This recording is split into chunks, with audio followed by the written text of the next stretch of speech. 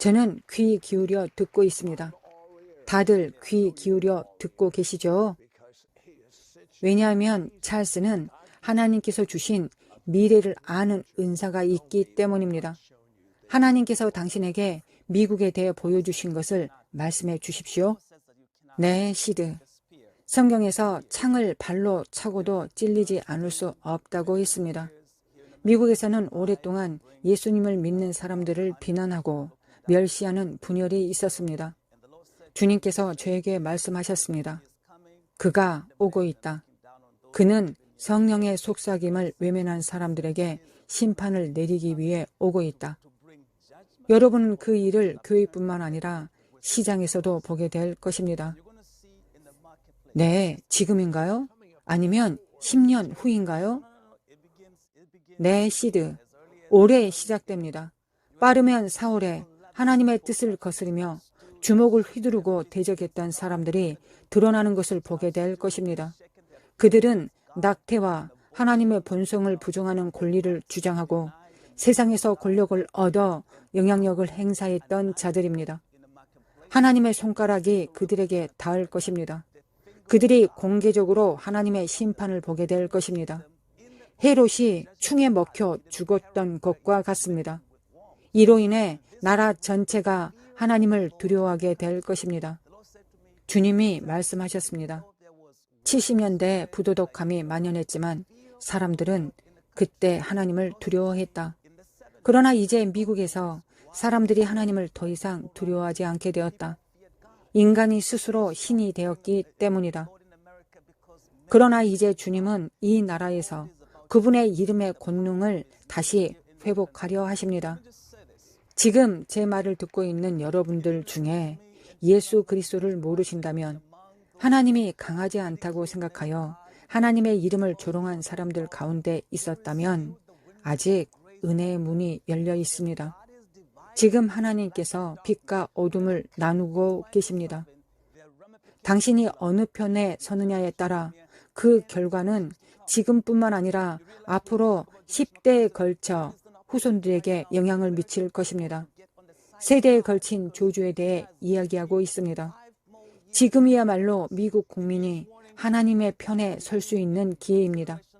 하나님께서 앞으로 5년간 더 은혜의 시간을 주셨기 때문입니다. 하나님은 여러분과 여러분의 후손들에게 생명을 불어넣고 싶어 하십니다. 여러분이 그분의 말씀과 우리의 삶 속에 불어넣고 계시는 것들을 기꺼이 따른다면 말입니다. 잠시 한 가지 더 설명하고 싶습니다. 성경은 여호와를 자기 하나님으로 삼은 나라는 복이 있다고 말합니다. 미국에서 우리는 더 이상 기독교 국가가 아니라고 말했을 때 곳곳에서 총기 난사 사건과 이유 없는 죽음을 보았습니다. 하지만 이제 우리가 다시 미국이 기독교 국가라고 말하고 있기 때문에 이 나라에 다시 문명이 회복되는 모습을 보게 될 것입니다. 죄와 부도덕이 여전히 존재하지만 국가적으로 우리는 여호와를 자기 하나님으로 삼은 나라는 복이 있다고 말하고 있기 때문입니다. 저는 하나님으로부터 오는 엄청난 이끌림이 있다고 느낍니다. 당신이 한때 기독교인이었지만 떠났다면 하나님께서 당신을 다시 끌어당기고 계십니다. 그분은 지금 여러분에게 기회를 주고 계십니다.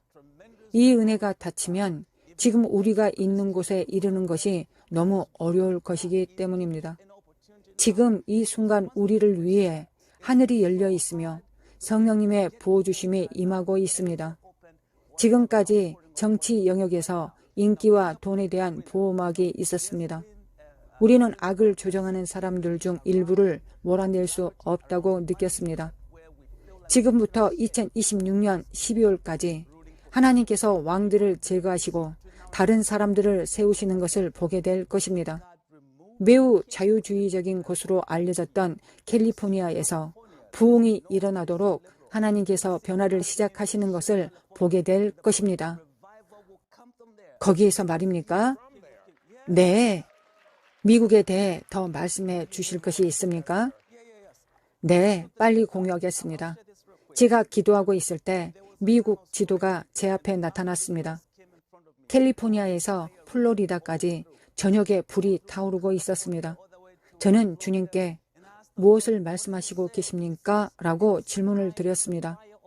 그러자 주님께서 내가 사랑하는 이 나라에 성령의 불이 타오를 때이다 라고 말씀하셨습니다. 하나님은 미국을 사랑하십니다. 그분은 캘리포니아에서 우리가 이전에 본 적이 없는 엄청난 불을 풀어놓으려 하고 계십니다.